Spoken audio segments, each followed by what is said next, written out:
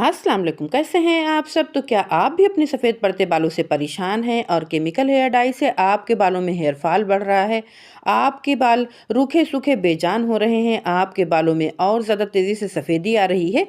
तो आप बिना अपने बालों को कोई नुकसान पहुंचाए कोई ऐसा सोल्यूशन चाहते हैं जिससे कि आपके बाल परमानेंट ब्लैक हो जाएं और आपके बाल जो रूखे सूखे बेजान हो चुके हैं वो भी रिकवर हो जाएं। तो आज की रेमेडी आपने फुल वॉच करनी है। आपने ध्यान से रेमेडी को देखना है। इंशाअल्लाह ताला घर में मौजूद चीज़ों के साथ, नेचुरल इंग्रेडिएंट के साथ आज हम ऐसी रेमेडी बना के तैयार करेंगे जो ना सिर्फ आपके बालों को काला करने की सलाहियत रखती है बल्कि आपके डैमेज बाल भी रिकवर हो जाएंगे इंशाअल्लाह। तो आपने बस ध्यान से पूरी रेमेडी को देखना है, स्टेप बाय स्टेप सभी स्टेप को फॉलो करते हुए। अगर आपने इस रेमेडी को यूज़ किया तो आपकी सभी प्रॉब्लम का हल आपको इस एक रेमेडी में मिल जाएगा इंशाअल्लाह ताला। बिस्मिल्लाहिर्रहमानिर्रहीम। तो चलिए बनाना शुरू करते हैं। अनार के बेकार छिलकों से एक शानदार सी रेमेडी और कुछ इंग्रेडिएंट इसमें हम शामिल करेंगे जो कि हमारी रेमेडी को बहुत ही पावरफुल, बहुत ही ख़ास बनाएगा। तो अनार को छीलने का तरीका इससे पहले वाली रेमेडी में भी मैंने शेयर किया हुआ है। आपने कट्स जो निशान बने हुए होते हैं उस जगह लगा के आपने अच्छे तरीके से बस चम्मच की बैक साइड से आपने टैप टैप करना है तो बहुत ही आसानी के साथ इसके दाने निकल जाते हैं। तो एक ही अनार के छिलके की हमें ज़रूरत है इस रेमेडी में। दो अनार के छिलके हमने नहीं इस्तेमाल किए हैं, बस एक ही अनार के छिलके को हमने इस तरीके से देखिए साफ़ सुथरा सा करके ले लिया है। वाइट वाले हिस्से को हमने नहीं लिया है, ऊपर वाला जो छिलका होता है ना उसी का इस्तेमाल किया है। अनार के छिलकों को हमने डाल दिया है लोहे की कढ़ाई में। लोहे की कढ़ाई का बहुत ही इंपॉर्टेंट रोल है इस रेमेडी में। आपने लोहे की कढ़ाई का ही इस्तेमाल करना है तभी आपकी रेमेडी परफेक्ट बनेगी। और लोहे की कढ़ाई में अनार के छिलके डालने के साथ ही हमने 2 गिलास पानी शामिल कर दिए हैं। आँच को हमने ऑन कर दिया है और आप देख सकते हैं कि अभी अनार के छिलके हमने डाले हैं और बस पानी डाला है और खुद से ही देखिए कलर इसका रिलीज़ होना शुरू हो गया है। बिल्कुल पानी का कलर चेंज हो गया है, डालते ही देखिए ब्लैक होना शुरू हो गया है।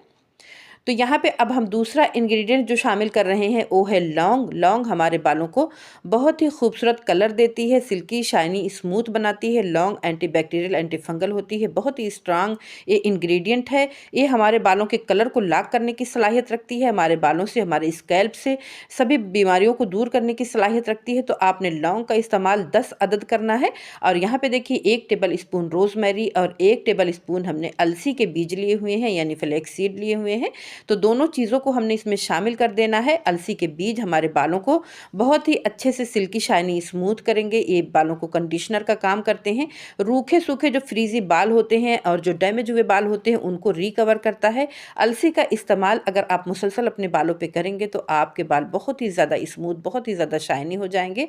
आपके बालों में एक वॉल्यूम ऐड हो जाएगा, आपके बाल झड़ना बंद हो जाएंगे और तेज़ी से ग्रोथ होगी इंशाअल्लाह। अलसी आपके बालों को बिल्कुल रिकवर करने की सलाहियत रखता है।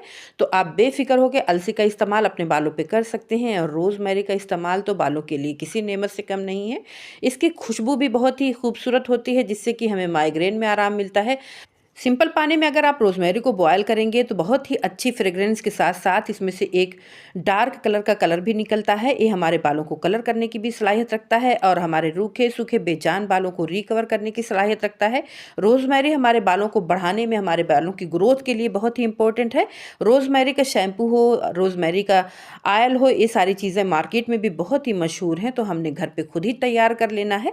तो ये जो चीज़ें हमने 4 इसमें शामिल की हुई हैं, सभी चीज़ें बालों की सेहत के लिए बहुत ही ज़्यादा इंपॉर्टेंट है। तो आपने अच्छे तरीके से इसे तकरीबन 15 से 20 मिनट तक पकाना है मीडियम आंच पे। सभी चीज़ों का अच्छे से कलर आ जाए और यहाँ पे चेक करें कलर बहुत ही अच्छे से आ चुका है। और हमने बस गरम गरम ही छान लेना है ताकि जो अलसी वगैरह के पूरे जेल है ना वो निकल जाए। जब थोड़ा सा ठंडा हो जाता है तो अलसी का जेल फिर इसके अंदर जम जाता है और कपड़े से छानने की ज़रूरत पड़ती है। इस तरह छन्नी में डाल के हम गरम गरम ही छान लेंगे तो अलसी का पूरा जेल अच्छे से निकल आएगा। यहाँ पे देखिए हमने छानने के बाद वापस से उसी कढ़ाई में पूरे जो हमने निकाला हुआ था इसका अर्क वो हमने वापस से उसी कढ़ाई में डाल दिया है। और डाल के हम इसको 15 से 20 मिनट तक इसी में ठंडा होने देंगे। ठंडा होने के बाद अगर आप चाहें तो इसी वक्त इसे इस्तेमाल कर सकते हैं। आप चेक कर सकते हैं किस कदर डार्क और खूबसूरत कलर पकाने के साथ ही आ गया है। इसे रात भर रखने की ज़रूरत भी नहीं पड़ी है, बस हमने अभी अभी पकाया, चूल्हा बंद किया है और आप यहाँ पे चेक कर सकते हैं कि कढ़ाई से कितना खूबसूरत कलर निकल के आ रहा है। आप इस जो अर्क को आप डायरेक्ट भी अपने बालों पे यूज़ कर सकते सकते हैं, अपने बालों पे इसका स्प्रे कर सकते हैं, अपने बालों की जड़ों पे इसे लगा सकते हैं। सिर्फ 10 मिनट आप इसे रेस्ट देने के बाद यूज़ कर सकते हैं। इस्तेमाल के काबिल हो चुकी है बिल्कुल भी। अब आप इसे रात भर रखने की ज़रूरत नहीं है, आप इसी वक्त इस्तेमाल कर सकते हैं। और अगर आपके पास टाइम नहीं है, अगर छोड़ भी देंगे इसमें तो भी कोई मसला नहीं है, आपकी रेमेडी ख़राब नहीं होगी। तो इसमें से हाफ हमने निकाल के अलग कर लिया है और इसको इस्तेमाल करने का तरीका इंशाल्लाह अगली वीडियो में बताएंगे जो हमने अलग करके रखा हुआ है। तो आप लोग चैनल को सब्सक्राइब करके रखें ताकि कोई रेमेडी आपसे मिस ना हो जाए। और ये जो आधा सीरम हमने बचा के रखा हुआ है लोहे की कढ़ाई में, यहाँ पे देखिए हमने हर्बल हिना पैक का इस्तेमाल किया हुआ है। 2 चम्मच हमने हर्बल मेहंदी डाली हुई है और फिर इसमें 1 चम्मच हमने मोरिंगा पाउडर का इस्तेमाल किया हुआ है। तो आपको ये सारे पाउडर ऑनलाइन भी मिल जाएंगे और पंसार की दुकान से भी मिल जाएंगे। वैसे मैंने ये अपने घर में ही फ्रेश पत्तों को खुश्क करके इसको बना के रखा हुआ है। और यहाँ पे देखिए भृंगराज पाउडर का इस्तेमाल हम कर रहे हैं, इसे केशराज भी कहा जाता है। तो हमने यहाँ पे भृंगराज पाउडर का इस्तेमाल किया है जो कि बालों को सिर्फ काला ही नहीं करता बल्कि बालों की ग्रोथ के लिए भी बहुत ही इंपॉर्टेंट है। इसे केशराज इसीलिए कहा जाता है कि ये बालों पे राज करने वाला पाउडर है। तो हमने यहाँ पे इन सभी पाउडर को डाल के अच्छे तरीके से मिक्स करना है, ना बहुत ही ज़्यादा थिक और ना बहुत ही ज़्यादा थिन। अच्छा सा हमने पेस्ट बनाना है, कोई इसमें लम्स बाकी ना रहे, इतना हमने अच्छे से इसको फेंट लेना है। तो यहाँ पे देखिए फेंटने के बाद मुझे थोड़ा सा पतला लग रहा था तो आधा चम्मच मैंने हिना पाउडर का इसमें और शामिल कर दिया है और अच्छे तरीके से इसको फेंट लेंगे। यहाँ पे देखिए हमने फेंट लिया है और अब इसको भी बहुत ही ज़्यादा रात भर रखने की ज़रूरत नहीं है। तो लोहे की कढ़ाई के साथ बहुत ही अच्छे से रिएक्ट करे, बहुत ही अच्छे से एक्टिवेट हो जाए, इसके लिए हमने यहाँ पे देखिए एप्पल सीडर विनेगर का इस्तेमाल किया हुआ है। 1 चम्मच भर के हमने इसमें शामिल कर दिया है, अच्छे तरीके से मिक्स करेंगे।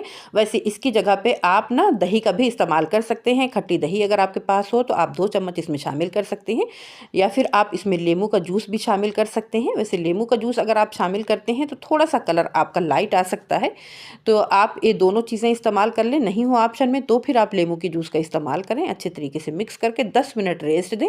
10 मिनट में ही आपकी ये रेमेडी तैयार हो जाएगी। रात भर बिल्कुल भी ना रखें वरना फिर ये रेमेडी का असर थोड़ा सा कम हो जाएगा। बस आपने इसे जब ये सारी चीज़ें आपने शामिल कर दी हैं तो 10 मिनट रखने के बाद आप अपने बालों पे अप्लाई करें। यहाँ पे आप चेक करें, देखें मेरे हाथों को मैंने हाथों से इसीलिए लगाया है ताकि आपको दिखा सकूं कि मेरे हाथों पे बिल्कुल भी रेड कलर नहीं आया है। जब हम मेहंदी का पेस्ट बनाते हैं या मेहंदी छूते हैं तो हमारे हाथ रेड हो जाते हैं। यहाँ पे देखिए मेरा हाथ ब्लैक की तरफ जा रहा है। तो इसी तरीके से आपके बाल भी इंशाल्लाह ब्लैक होंगे। और आपको मैं धुल के दिखा रही हूँ कि मैंने इसको अच्छे तरीके से हैंड वॉश किया हुआ है, अच्छे से मैंने धुला हुआ है। मेरे हाथ ये नहीं कि इस पर लगी हुई है मेहंदी, बिल्कुल धुल के दिखा रही हूँ कि इसका कलर ये चढ़ा हुआ है, ये मेहंदी नहीं लगी हुई है। और यहाँ पे मैं आपको बिल्कुल साफ पानी में अपने हाथों को डिप करके दिखा दूँ ताकि आपको पता चल जाए कि ये कलर कितना पक्का है। बिल्कुल आपको साफ सुथरा बिल्कुल क्लियर आपको पानी दिख रहा है। और बार बार मैं हाथों को डिप कर रही हूँ, यहाँ पे कुछ भी नहीं निकल रहा है, यानी बार बार मैंने इसको हैंड वॉश किया हुआ है, उसके बावजूद आप कलर चेक कर सकते हैं। तो देखिए इसी तरीके का आपके बालों पे भी डार्क कलर आएगा, आप लोग बेफिक्र होकर इस्तेमाल करें। हाँ, इसको लगाने का तरीका आपने अच्छे तरीके से देख लेना है कि बालों पे आपने अप्लाई करना है, जड़ों से लेकर सिरों तक आपने अच्छे तरीके से एक एक बाल को कवर कर देना है। और अच्छे से कवर करने के बाद आप शावर कैप लगा सकते हैं या फिर कोई प्लास्टिक अपने सर पे डाल दें। इसको खुश करने की ज़रूरत नहीं है, सिर्फ 2 घंटे तक आपने इसको लगे रहने देना है। अच्छे से लगा रहने के बाद आपने पानी से वॉश कर लेना है। पानी से वॉश करके आप छोड़ दें इसको खुश्क होने के लिए और फिर अच्छी सी आयलिंग करें। 1 दिन आयलिंग करके आपने छोड़ देनी है, उसके बाद आप शैम्पू कर सकते हैं। और हाँ, ये भी याद रखें कि जब आप इस पेस्ट को अप्लाई करें तो आपका बाल शैम्पू हुआ हो पहले से, आपके बाल में ऑयल ना लगा हुआ हो, वरना आपके बालों पे अच्छा सा कलर नहीं आएगा। तो ये जो छोटे छोटे से स्टेप हैं, इन सभी स्टेप का अगर आप ध्यान रखेंगे तो आपको परफेक्ट रिजल्ट मिलेगा। इंशाल्लाह ताला रेमेडी आप लोगों को ज़रूर पसंद आई होगी। वीडियो को लाइक शेयर हाइप करने के साथ चैनल को सब्सक्राइब भी ज़रूर कर ले। अल्लाह ताला आप लोगों के रिस्क में, उम्र में, घरों में, ज़िंदगी में बरकत अता फरमाए। हमें भी दुआओं में याद रखें। तो चलिए मिलते हैं नेक्स्ट वीडियो में इंशाल्लाह किसी ज़बरदस्त रेमेडी के साथ। अल्लाह हाफिज़।